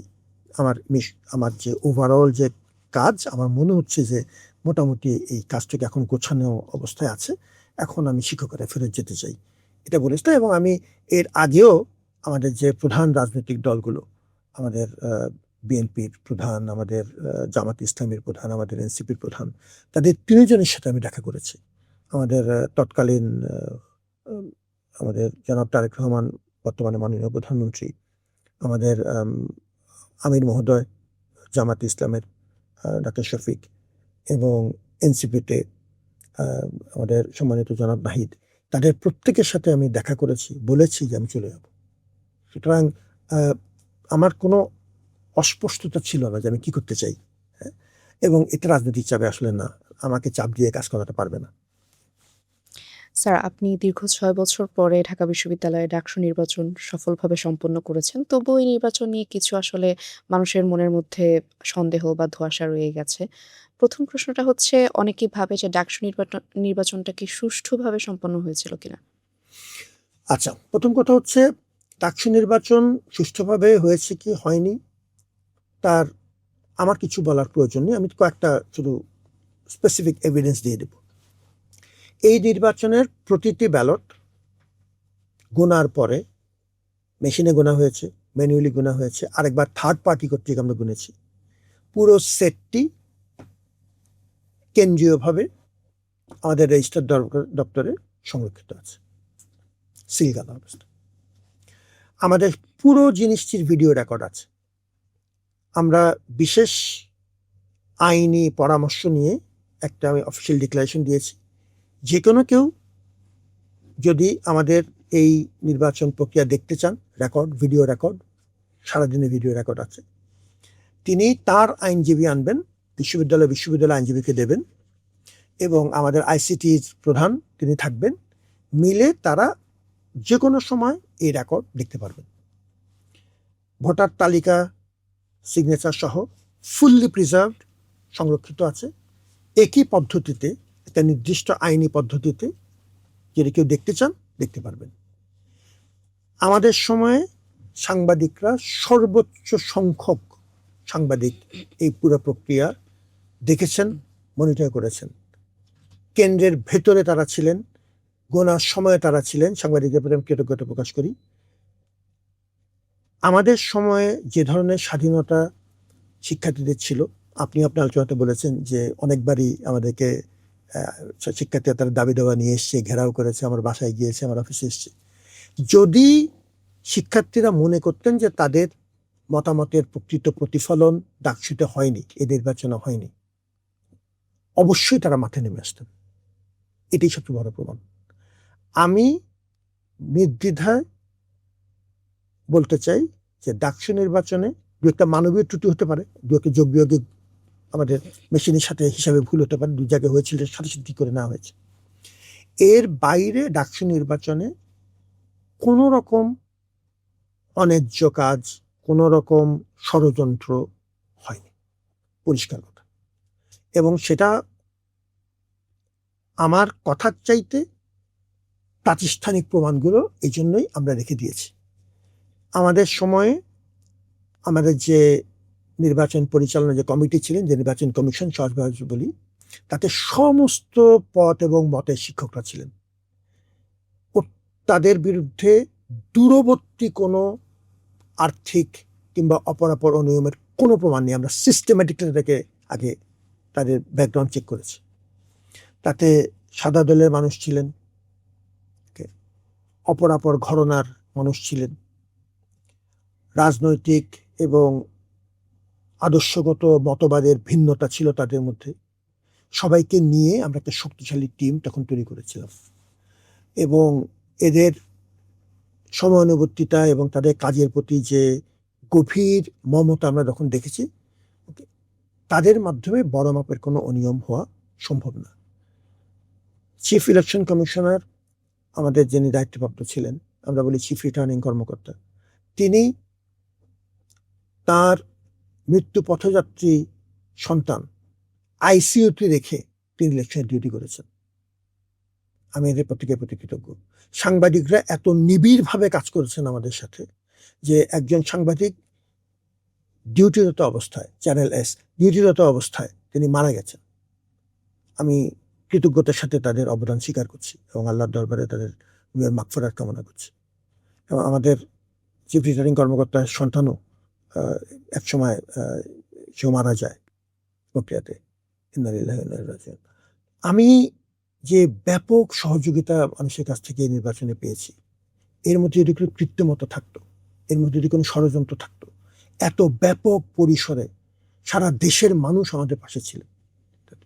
যদিও এটা একটা বিশ্ববিদ্যালয়ের আয়োজন, কিন্তু এটি একটি জাতীয় পর্যায়ের এর অভিঘাত এবং জাতীয় পর্যায়ে এর এর ইমপ্লিকেশনস ছড়িয়ে পড়েছিল। সারা দেশ আমাদের সাথে জড়িত হয়েছিল। ওই অবস্থায় কোনো বড় মাপের অন্যায় হওয়াটা সম্ভব না এবং আমার কাছে আমি পরিষ্কার। স্যার, আরো একটি প্রশ্ন থেকেই যায় যে অনেকেই অভিযোগ করে থাকেন তারা নীলক্ষেতে আসলে দেখেছিলেন যে ব্যালট পেপারগুলো নীলক্ষেতে অরক্ষিত অবস্থায় ছাপা হয়েছে। তো এই ব্যালট পেপার ছাপার প্রক্রিয়াটিকে নীলক্ষেত বাদে অন্য কোথাও সম্পন্ন করা যেত না, বা কেন ডাকসুর মতো একটা গুরুত্বপূর্ণ নির্বাচনের ব্যালট পেপার নীলক্ষেতে অরক্ষিত অবস্থায় ছাপা হবে? আচ্ছা, এই প্রশ্নটা আপনি তুলেছেন, ভালো হলো। এটা ওটার প্রথমটার সাথে সম্পর্কিত একটু জাস্ট ছোট্ট এটা যদি একটু তথ্যটা দিই তাহলে অনেকের কাছে পরিষ্কার হবে। আমাদের এই নির্বাচনের ব্যালট পেপারের প্রক্রিয়াটা ৬টা ১, ২, ৩, ৪, ৫, ৬টা স্টেপে সম্পন্ন হয় এবং স্টেপসগুলো এটা খুবই স্বীকৃত। আপনি এর কোনো ব্যত্যয় করাতে পারবেন না। ব্যালট পেপার ছাপানো, তারপরে তার সুরক্ষা কোড যুক্ত করা, সুরক্ষা কোডের সাথে গণনার যে মেশিন সেটা কম্প্যাটেবল করা, মেশিন কম্প্যাটেবিলিটি, তারপরে এটাকে সিস্টেম্যাটিকলি আমাদের সিলগালা সহ এটা বুঝে নেওয়া একটা একটা করে, তারপরে এটা চিফ রিটার্নিং অফিসার অফিসিয়ালি এটা এই পুরো ব্যাপারটা মনিটর করার পরে এবং সংবাদপত্রের কর্মীদের উপস্থিতিতে তিনি ব্যালট সহ, ব্যালট বক্স সহ এই পুরো ব্যাপারটা বুঝে নেবেন এবং তারপরে এটা কেন্দ্রে কেন্দ্রে দেওয়া হবে। এই হলো আমার ৬টা স্টেপ। এই ৬টা স্টেপের মধ্যে ব্যালট পেপার যদি কেউ আপনি এক্স কিংবা ওয়াই কিংবা জেড প্রেসে ছাপান, বাকি 5টা স্টেপ যদি শেষ না হয়, ওই ব্যালট পেপার একটা কাগজের টুকরো। এরকম কোনো সম্ভাবনা নেই যে ব্যালট পেপার নিয়ে যেয়ে আমি ভোট দিয়ে দিতে পারবো। ইম্পসিবল, কারণ মেশিন ওটাকে চিনবে না, আমার সিলগালা থাকবে না। আমার এই ব্যালট পেপার একটি অসমাপ্ত কাগজের টুকরো বলে বিবেচিত হবে। আচ্ছা, এখন কেন হয়েছিল সেটা একটু চট করে বলি। আমরা দেখলাম যে আমাদের একটা খুবই কম্পিটিটিভ প্রক্রিয়ায় পাবলিক প্রকিউরমেন্ট রুলস মেনে আমরা একটা স্বনামধন্য প্রতিষ্ঠানকে প্রথম এই পুরো কাজটার দায়িত্ব দিলাম। আমাদের এই ব্যালট পেপার থেকে শুরু করে আমাদের মেশিন গণনা থেকে সব দায়িত্ব দেওয়া হলো। দেখা গেল যে তারা, আমাদের তো বিশ্ববিদ্যালয়ের ইতিহাসে সর্বোচ্চ সংখ্যক ভোটার, প্রায় 40,000। আমার যদি মনে আছে, যদি আমার মেমোরি ফেল না করে, 39,842 জনের মতো। এই গণনা প্রক্রিয়াতে আমরা হিসাব করে দেখলাম যে এটা যদি আমরা এই 6টা মেশিন, আমার যদি মনে হচ্ছে 6টা মেশিন প্রথম করা হলো, তাতে আমাদের প্রায় 48 ঘন্টা সময় লাগবে। তারপরে আমরা বহু যোগ বিয়োগ করলাম, একটার পর একটা মিটিং করলাম স্টেক হোল্ডারের সাথে, করে আমরা দেখলাম যে এটা যদি একদম উদয়স্থ কাজ করি, কোনো ব্রেকও না দিই, মেশিন ব্রেক ছাড়া চালানোও মুশকিল, ধরে নিলাম কনসিস্টেন্টলি চালালাম, তারপরে এটা 42 ঘন্টার আগে গণনা শেষ হবে। সেই সময় আমরা সিদ্ধান্ত নিলাম যে আমার মেশিনের সংখ্যা বাড়াতে হবে, যেহেতু আমি কোনোভাবেই এটা যেন একদিনের বেশি না হয়, কারণ মানুষ ধৈর্য হারিয়ে যাবে। ওই পরিস্থিতিতে আমরা একই চুক্তির, একই কন্ট্রাক্টের আওতায় সমমানের আরেকটি ভেন্ডরকে বর্তমান ভেন্ডরের সাথে আমরা সহযোগী হিসেবে ট্যাগ করে দিলাম, এবং তিনি আরও কিছু মেশিন সাপ্লাই দিলেন।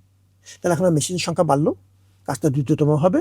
হিসাব করা হলে আমরা 22 থেকে 24 ঘন্টার মধ্যে রেজাল্ট দিতে পারবো। 22 ঘন্টা খুবই অপটিমিস্টিক টাইম, আর দেরি হলে 24 ঘন্টা, এর বেশি লাগবে না। আমি বললাম ঠিক আছে, সহনীয়, এটাই আমরা শুরু করব। ইতিমধ্যে যেটা হয়েছে, তারা যখন এই কাজটা প্রক্রিয়া শুরু করছে তখন দেখা গেল আমার মেশিন নতুন যেগুলো যোগ হয়েছে সেই পরিমাণে আমার ব্যালটের কাগজ ছাপানোর যে বিষয়টা, ছাপানোর বিষয়টা আমরা একই সাথে করসপন্ডিংলি আনুপাতিকভাবে ছাপানোর পরিমাণও তো বেড়ে গেল কাগজ।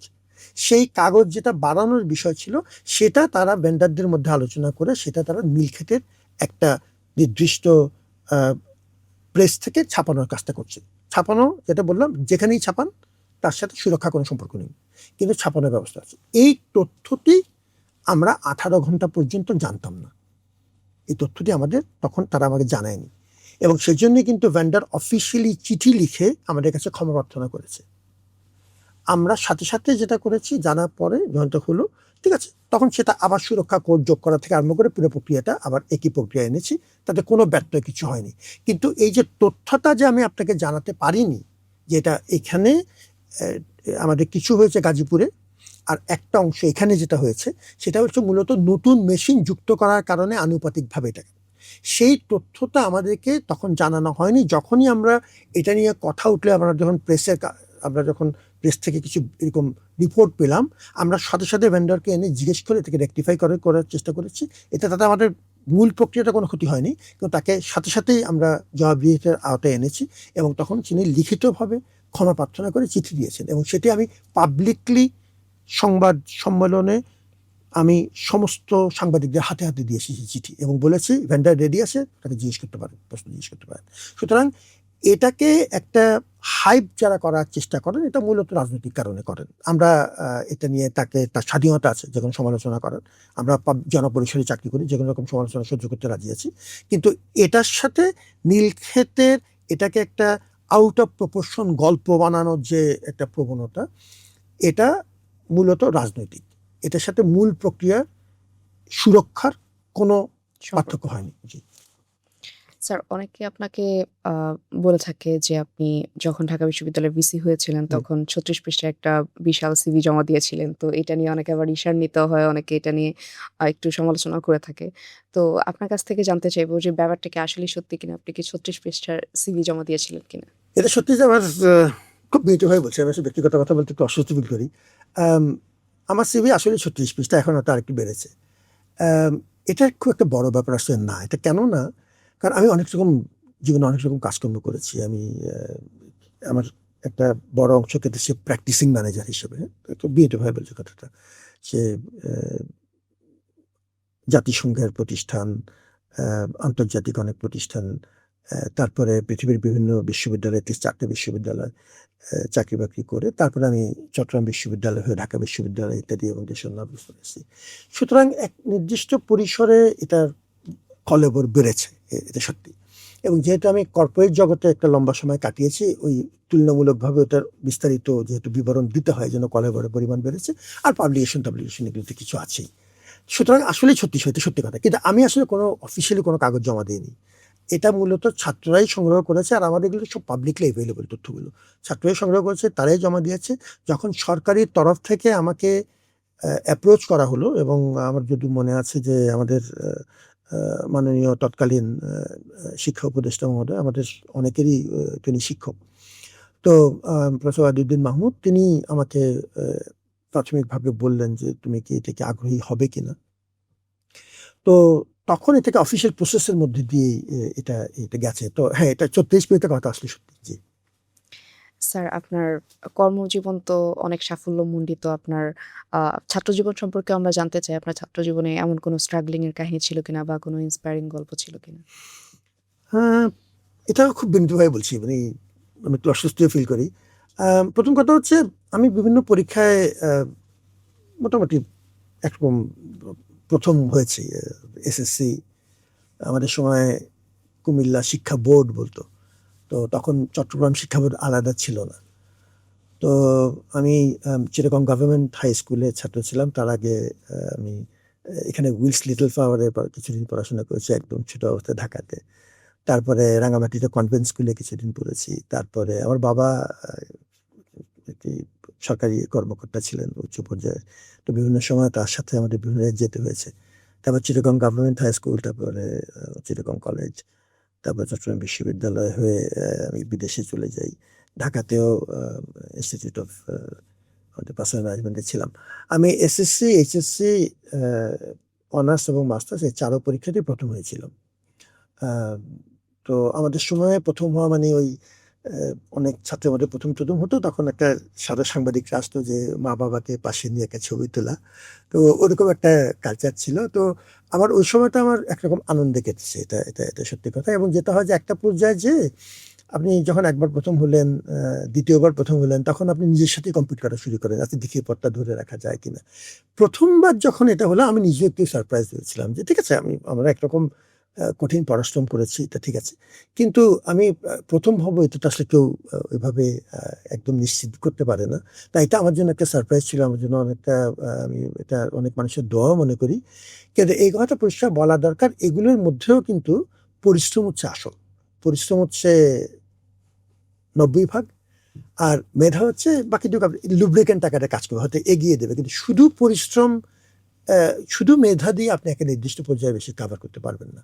এরপরে আমার অন্যান্য পড়াশোনাগুলো হচ্ছে আমি ইউনিভার্সিটি অফ ওয়েলস থেকে ডিস্টিংশন সহ পিএইচডি করেছি। পরে পোস্টডক আমি 3 জায়গায় গিয়েছিলাম, এশিয়ান ইনস্টিটিউট অফ টেকনোলজি, তারপরে সোয়ানসি ইউনিভার্সিটি, আর অক্সফোর্ড।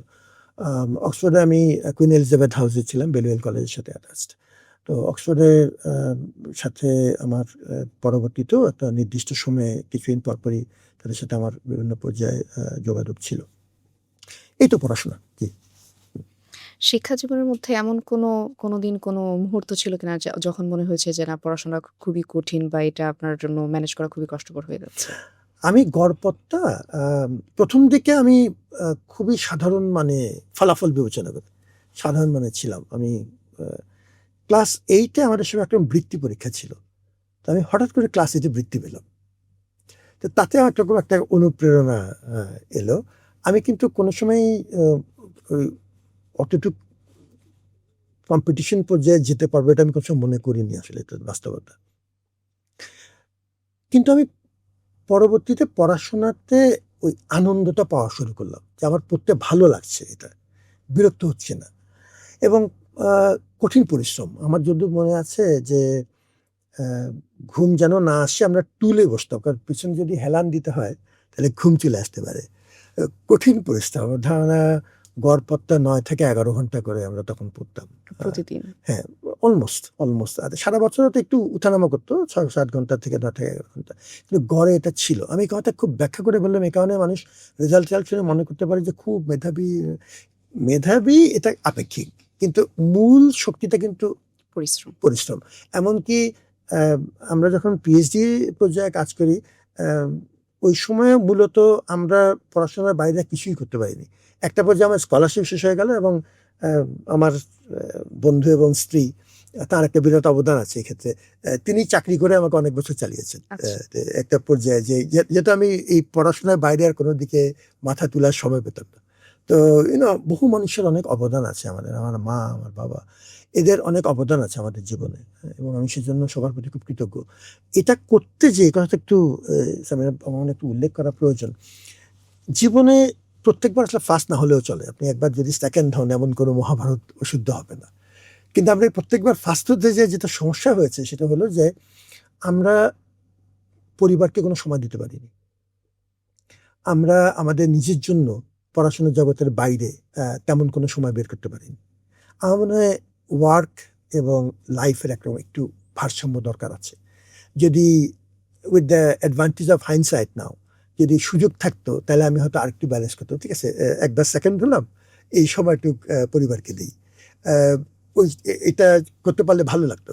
কিন্তু আমরা ওই এই আমাদের ক্যারিয়ার ফার্স্ট মোটো করতে যেয়ে এত বেশি অ্যাবজর্ব ছিলাম আর এত কিছু জীবনে করার চেষ্টা করেছি যে ফলত অনেক সময় পরিবারের প্রতি আমরা সুবিচার করতে পারি, বন্ধু বান্ধবের প্রতি সুবিচার করতে পারি। এটা বলা দরকার ছিল। স্যার আবার একটু ঢাকা বিশ্ববিদ্যালয়ের দিকেই হুম। ফিরে যাচ্ছি। ঢাকা বিশ্ববিদ্যালয় বা বাংলাদেশের বিভিন্ন বিশ্ববিদ্যালয়গুলোতে শিক্ষক রাজনীতি কি শিক্ষাঙ্গনে কোনো ক্ষতিকর প্রভাব আনে বলে আপনি মনে করেন কিনা? এবং একজন শিক্ষক হিসেবে শিক্ষক রাজনীতিকে আপনি কিভাবে দেখেন? প্রথমত শিক্ষক ছাত্র দুটো একসাথেই বলি। শিক্ষক হিসেবে বা ছাত্র হিসেবে বিশেষ করে বিশ্ববিদ্যালয় পর্যায়ে আমরা যেহেতু সচেতন জনগোষ্ঠীর অংশ, সেই হিসেবে আমাদের একটা নিজস্ব রাজনৈতিক, ধর্মীয়, আদর্শগত অবস্থান, মতবাদ থাকবে, কোনো আপত্তি নেই।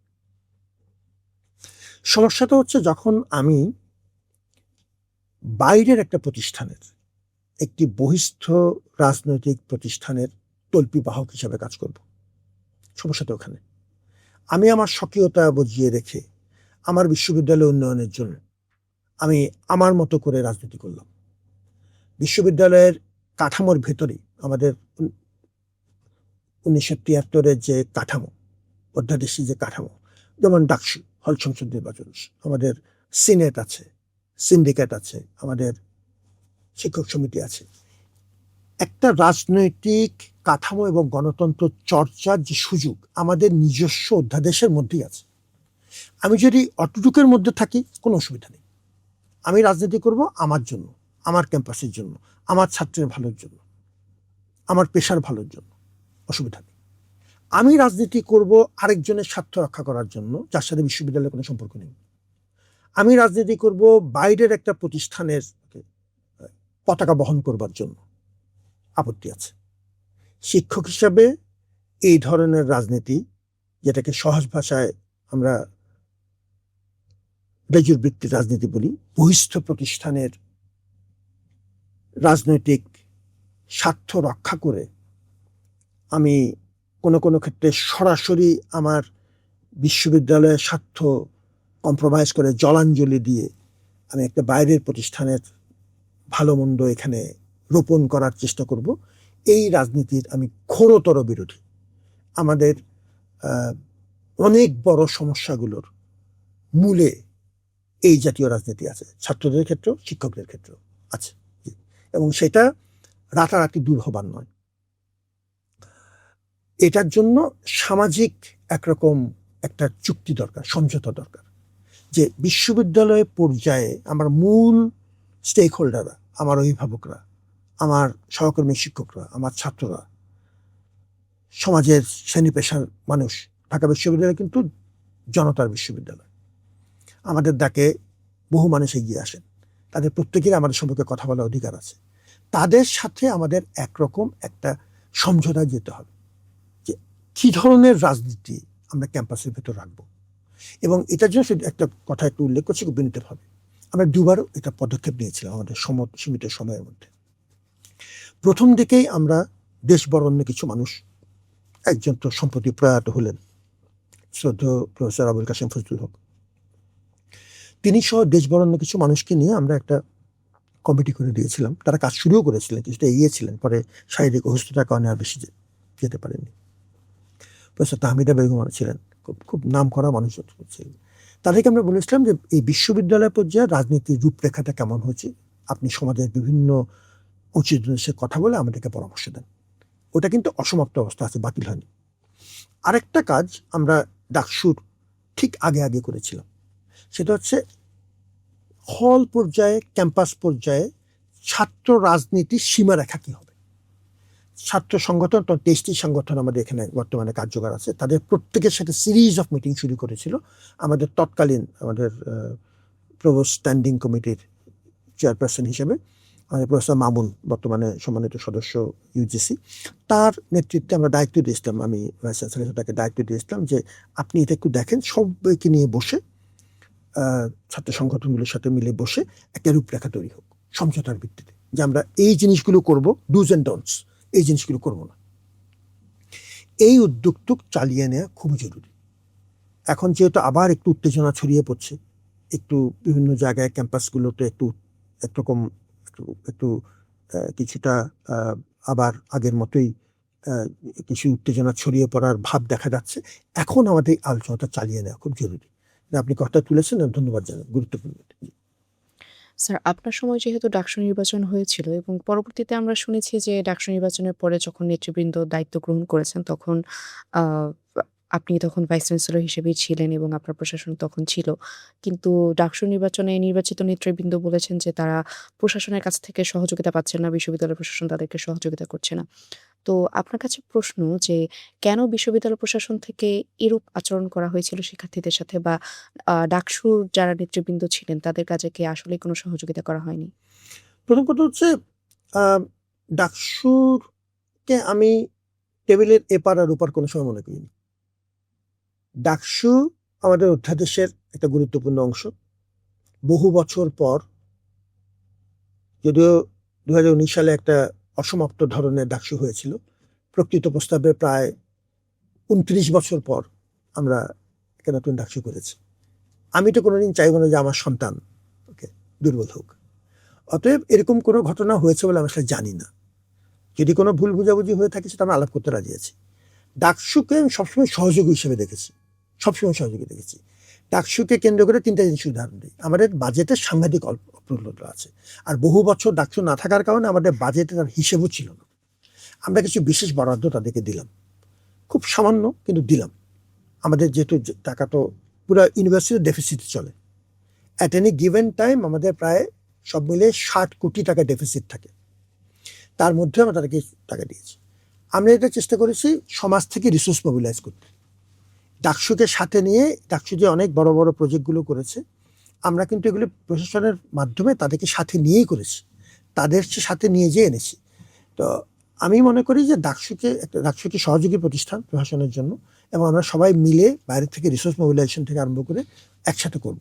আমাদের সম্পদের অপ্রতুলতা আছে কিন্তু ইচ্ছার কিংবা আমাদের আন্তরিকতার কোনো ঘাটতি যেন কোনোভাবেই না থাকে। এটলিস্ট আমার জানা মতো এরকম কোনো কিছু আসলে আমার সময়ে হয়েছে বলে আমি মনে করি না।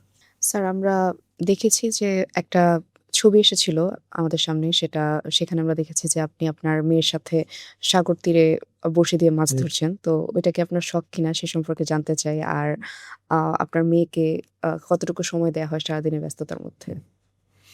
প্রথম কথা হচ্ছে পরিবারের প্রতি আমি খুব শুভেচ্ছা করতে পারিনি।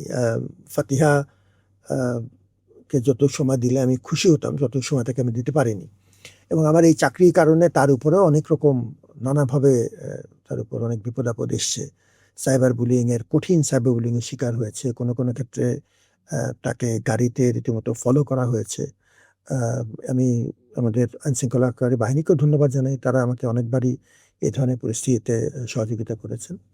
তো আমার পরিবার অনেকভাবেই ক্ষতিগ্রস্ত হয়েছে এবং কিন্তু আমি মনে করেছি যে আমাদের এই একটা স্যালভেজ অপারেশনের অংশ হিসেবে এটা ছাত্ররা আমাদেরকে বিশ্বাস করে একটা দায়িত্ব দিয়েছে। এই দায়িত্ব পালনের অংশ হিসেবে তারা সবাই সবসময় আমাদের সাথে ছিল। বহুবারই আমার ঘেরাওয়ের সময়ে, রাস্তায় নেমে আসার সময় তারাও আমার পাশে ছিলেন। আমার ছাত্ররা যেরকম আমার পাশে ছিলেন, তারাও আমার পাশে ছিলেন। আমি পরিবারের প্রতি অত্যন্ত কৃতজ্ঞ। তাদের প্রতি আসলে আমি খুব এই অস্বাভাবিক ক্যারিয়ার ফার্স্ট মোটোর কারণে সবসময় আমি সময় দিতে পারিনি। এটা আমি স্বীকার করি। আর আমার শখ হচ্ছে মাঝে যখন নিজেকে রোবট মনে হয়, অনেকটা সাইবর্গের মতো, রক্তে মাংসের মানুষ কিন্তু আসলে ভিতরে রোবট। তখন যেন একটু নিঃশ্বাস ফেলার সময় পাই কোথাও।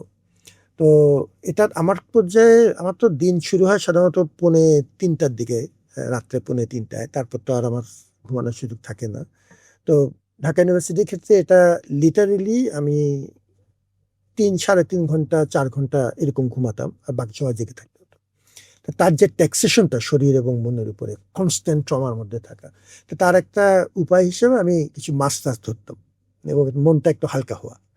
তো যেখানেই যে আমার ছাত্ররা থাকে ওই যে নির্দিষ্ট ছবির কথা বলছিলেন আমাদের ওই সাগরে মাছ ধরার কিছু ব্যবস্থা ছাত্ররাই করে দিয়েছিল। Very kind of them always. মাছ ধরার প্রতি একটু শখ আছে এবং এরপর আমি প্রকৃতির সাথে কিছু সময় কাটাতে চাই। আমি বড় হয়েছি আমার বাবার কারণে। আ আ আমার পারিবারিক ঐতিহ্যের একটা অংশ ছিল যে প্রকৃতির সাথে সময় কাটানো। তো এইজন্য আমার ওই প্রকৃতির প্রতি একটা টান থাকে। প্রকৃতিতে যখনই যাই একটু সমুদ্রের পাড়ে বসলাম, একটু গাছের ছায়ায় হাঁটলাম। মনটা হালকা লাগে। এটা সবসময় মনে করি। এটা পরিবার থেকেই এসছে। জি। স্যার, আপনি তো অনেক ছাত্রেরই অনুপ্রেরণা। আপনার কাছ থেকে জানতে চাইবো আপনার অনুপ্রেরণা আসলে কে? বিভিন্ন সময়ে বিভিন্ন মানুষ। প্রথম কথা হচ্ছে আমার অনুপ্রেরণা একটা বড় অংশ হচ্ছে আমার বাবা এবং আমার পারিবারিক আমার দাদা। এদেরকে আমি খুব শক্ত প্রফেশনাল হিসেবে দেখেছি এবং এদের যে কাজের প্রতি যে তীব্র কমিটমেন্ট, আমার বাবা, দাদা এবং প্রপিতামহ, দাদার দাদা, এরা সবাই সিভিল সার্ভিসের মানুষ ছিলেন এবং খুব বিনীতভাবে বলছি কথাগুলো যে এরা তখন ইম্পেরিয়াল সিভিল সার্ভিসের অংশ, তারপর ব্রিটিশ সিভিল সার্ভিসের, Bengal civil service, Assam Bengal civil service, তারপরে আমার বাবা পাকিস্তানের একটা সিএসএস বলতে এটাকে, সেন্ট্রাল সুপিরিয়ার সার্ভিস, ওখান থেকে বাংলাদেশ সিভিল সার্ভিস। এই একটা এদেরকে আমি সাংঘাতিক কমিটমেন্টের দাদাদের ক্ষেত্রে নিজে সরাসরি দেখেছি, তার প্রকৃতদের ক্ষেত্রে বহু লেখালেখি পড়েছি যে কাজের প্রতি তাদের যে অস্বাভাবিক মমত্ব এবং কমিটমেন্ট, এটা আমাকে খুব স্পর্শ করেছে। আর হলো যে ওভারঅল একটা সংস্কৃতি মনা ধরনের পরিবারে আমরা বড় হয়েছি, আমার মা সহ। তো এদের যে একটা এনলাইটেন আবহ, আমাদের আমার দাদি ছিলেন বেগম সুফিয়া কামাল। তো এই আবহটা আমাদেরকে একরকম সবসময়ই একরকম প্রভাবিত করেছে। শিক্ষক হিসেবে কিছু মানুষের কথা চোখ বন্ধ করলে আমার মনে পড়ে, যাদের সেটা একদম প্রাইমারি স্কুল থেকে আমার বিশ্ববিদ্যালয় পর্যন্ত কিছু শিক্ষক, তারা প্রকৃত অর্থে আমাদেরকে হাত ধরে কাজ শিখিয়েছেন। আমি যেহেতু একটা বড় অংশ প্র্যাকটিসিং জগতে চাকরি বাকরি করেছি, আমার সুপারভাইজারদেরও কিছু অসাধারণ অবদান আমার জীবনে আছে। কেউ কেউ হাতে কলমে আমাকে শিখিয়েছেন কিছু নির্দিষ্ট টুলস অ্যান্ড টেকনিক্স। কেউ শিখিয়েছেন যে কিভাবে প্রচণ্ড স্ট্রেসের মধ্যে মাথা ঠান্ডা রাখতে হয়। সব যে আমি রপ্ত করতে পেরেছি তা না, কিন্তু কিছু অসাধারণ মানুষ আমার জীবনকে স্পর্শ করে গেছেন এবং তাদের প্রত্যেকের প্রতি আমি কৃতজ্ঞ। স্যার, আমরা আমাদের অনুষ্ঠানের প্রায় শেষ পর্যায়ে চলে এসেছি। আপনার জন্য আজকের সর্বশেষ প্রশ্ন, একজন শিক্ষক হিসেবে আপনি ঢাকা বিশ্ববিদ্যালয়ের ছাত্রদের প্রতি এবং পুরো দেশের শিক্ষার্থীদের প্রতি কোনো উপদেশ দিতে চান কিনা? আমি তো খুব সাধারণ মানুষ, উপদেশ দেওয়াটা আমার খুব এটা আমার যোগ্যতার মধ্যে আসলে পড়ে না, আমার নিজেরই এত সীমাবদ্ধতা, উপদেশ দেওয়া কঠিন। একটা বিষয় হচ্ছে যে কৃতজ্ঞ থাকা খুব প্রয়োজন মনে করি, যে আমার যা আছে অনেকেরই তা নেই। আমাদের যখনই কোনো অতৃপ্তির অনুভূতি হবে, যখনই মনে হয় যে আর মনে হয় পাচ্ছি না, মনে রাখতে হবে যে আমার চাইতেও খারাপ অবস্থা অনেক মানুষ আছেন। অতএব কোনোভাবেই ধৈর্য হারানো যাবে না এবং এই কৃতজ্ঞতা বোধটুকু খুব জরুরি। আমাদের নবীজি, আল্লাহ তার প্রতি শান্তি বর্ষণ করুন, তিনি বারবারই কথা বলতেন যে যে মানুষের প্রতি কৃতজ্ঞ নয় সে আল্লাহর প্রতি কৃতজ্ঞ নয়। আমি খুব বিনীতভাবে আমাদের সমস্ত শুভান্বিতা এবং সমস্ত ছাত্রছাত্রীদের বলে দিতে চাই যে তোমাদের প্রতি আমি কৃতজ্ঞ। তোমাদের কারণেই আমি জীবনে এই পর্যায়ে এসেছি, তোমাদের কারণেই আমি ঢাকা বিশ্ববিদ্যালয়ের দায়িত্ব নিয়েছিলাম। আমি খুব কৃতজ্ঞতার সাথে তোমাদের অবদান স্বীকার করি আমার জীবনে, এবং আমি বাকি সময়টুকু আল্লাহ আমাকে যতদিন শক্তি এবং আমার হায়াত দিয়েছেন, আমি শিক্ষকতাতে থাকতে চাচ্ছি। আমার অন্যান্য কিছু অপশন থাকা সত্ত্বেও আমি চেষ্টা করছি শিক্ষকতায় থাকতে এবং তোমাদেরকে নিয়ে আমার জীবন। ধন্যবাদ। স্যার, আপনাকে অসংখ্য ধন্যবাদ এবং আন্তরিকভাবে আপনার প্রতি কৃতজ্ঞতা প্রকাশ করছি এত ব্যস্ত সময়ের মধ্যেও আমাদেরকে পুরো ১টা ঘন্টা সময় দেওয়ার জন্য। Thank you. আমিও খুব খুশি হলাম। আপনি অনেকদিন ধরে চেষ্টা করছিলেন সামিয়া, এবং আপনার ডাকে সাড়া দিতে পারে আমারও ভালো লাগলো। আমি সাধারণত মিডিয়াতে খুব বেশি স্বাচ্ছন্দ্য বোধ করি না, তো শিক্ষার্থীদের ডাক উপেক্ষা করতে পারি না। তো আপনার সাথে কথা বলে আমারও খুব ভালো লাগলো। অসংখ্য ধন্যবাদ স্যার আপনাকে। প্রিয় দর্শক, আমরা এতক্ষণ কথা বলছিলাম আমাদের শ্রদ্ধেয় শিক্ষক অধ্যাপক ডক্টর নিয়াজ আহমেদ খান স্যারের সাথে। আশা করছি আজকের পর্বটি আপনাদের ভালো লেগেছে। স্যারের উপদেশ আমাদের সবসময় শিরোধার্য হয়ে থাকবে। পরবর্তী পর্ব দেখার আমন্ত্রণ জানিয়ে আজকে বিদায় নিচ্ছি। আসসালামু আলাইকুম।